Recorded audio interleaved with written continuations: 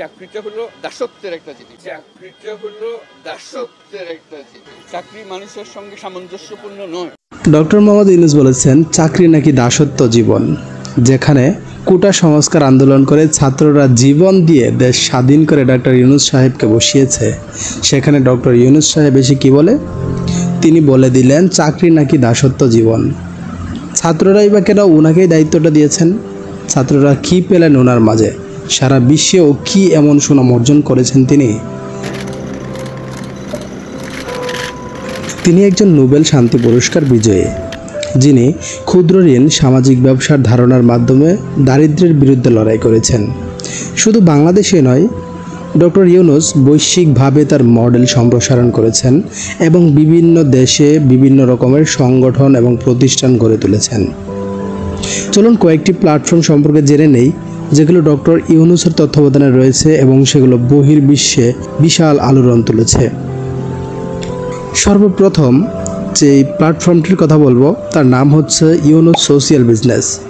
2011 সালে জার্মানিতে প্রতিষ্ঠিত ইউনূস সোশিয়াল বিজনেস বা ইউএসবি হলো ডক্টর ইউনূসের একটি উদ্যোগ, যা সামাজিক ব্যবসার ধারণাকে বৈশ্বিকভাবে প্রসারিত করার জন্য কাজ করে।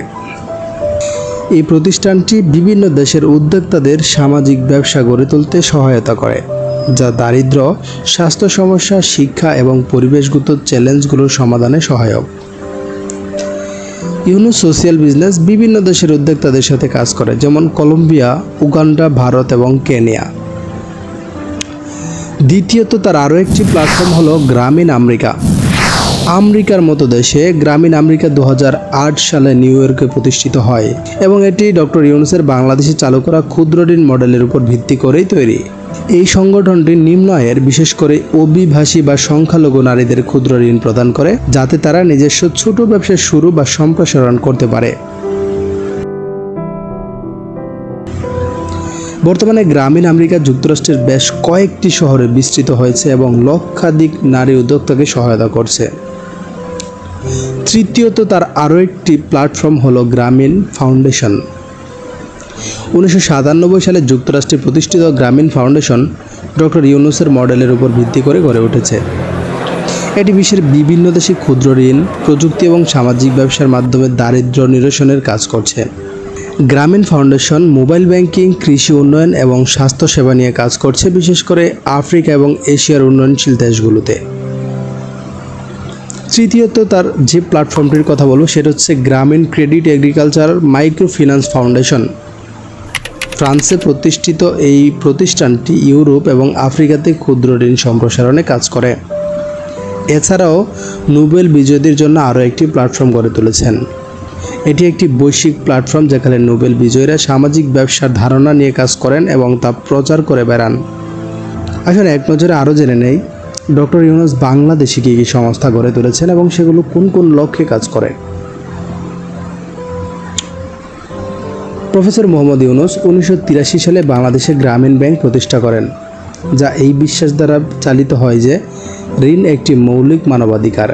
তার লক্ষ্য ছিল দারিদ্র মানুষকে দারিদ্র্য থেকে মুক্তি দিয়ে সাহায্য করা, তাদের জন্য উপযোগী শর্তে ঋণ প্রদান করা এবং তাদের কয়েকটি সঠিক আর্থিক নীতিমালা শেখানো, যাতে তারা নিজেদেরকে সাহায্য করতে পারে। 1970-এর দশকের মাঝামাঝি সময়ে বাংলাদেশে দারিদ্র ঝুড়ি নির্মাতাদের জন্য ডক্টর ইউনূসের ব্যক্তিগত সামান্য পরিমাণের অর্থ ঋণ দেওয়ার মধ্য দিয়ে শুরু হয় এই গ্রামীণ ব্যাংকের পথ চলা। আজ ক্ষুদ্র ঋণের মাধ্যমে দারিদ্র্য দূরীকরণের জন্য এটি বিশ্বব্যাপী আন্দোলনের শীর্ষ স্থানীয় প্রতিষ্ঠানে পরিণত হয়েছে। গ্রামীণ ব্যাংকের মডেল অনুসারে 100টিরও বেশি দেশে এর প্রতিরূপ প্রতিষ্ঠিত হয়েছে। 1940 সালে বাংলাদেশের চট্টগ্রাম বন্দরে জন্মগ্রহণ করেন প্রফেসর ডক্টর মোহাম্মদ ইউনূস। ঢাকা বিশ্ববিদ্যালয়ে পড়াশোনা করেন। এরপর ফুলব্রাইট স্কলারশিপ নিয়ে ভ্যান্ডারবিল্ট বিশ্ববিদ্যালয়ে অর্থনীতিতে অধ্যয়ন করেন। তিনি 1969 সালে ভ্যান্ডারবিল্ট থেকে অর্থনীতিতে পিএইচডি ডিগ্রি অর্জন করেন এবং পরের বছর মিডল টেনেসি স্টেট বিশ্ববিদ্যালয়ে অর্থনীতি সহকারী অধ্যাপক হিসেবে যোগ দেন। বাংলাদেশে ফিরে এসে ইউনূস চট্টগ্রাম বিশ্ববিদ্যালয়ের অর্থনীতি বিভাগের প্রধান হন। 1993 থেকে 1995 সাল পর্যন্ত প্রফেসর ইউনুস চতুর্থ বিশ্ব নারী সম্মেলনের জন্য আন্তর্জাতিক উপদেষ্টা দলের সদস্য ছিলেন, যেখানে তাকে জাতিসংঘের মহাসচিব দ্বারা নিয়োগ দেওয়া হয়েছিল। তিনি global commission on women's health, টেকসই অর্থনৈতিক উন্নয়নের জন্য উপদেষ্টা পরিষদ এবং জাতিসংঘের নারী ও অর্থ বিষয়ক বিশেষজ্ঞদের দলের সদস্য হিসেবেও কাজ করেছেন।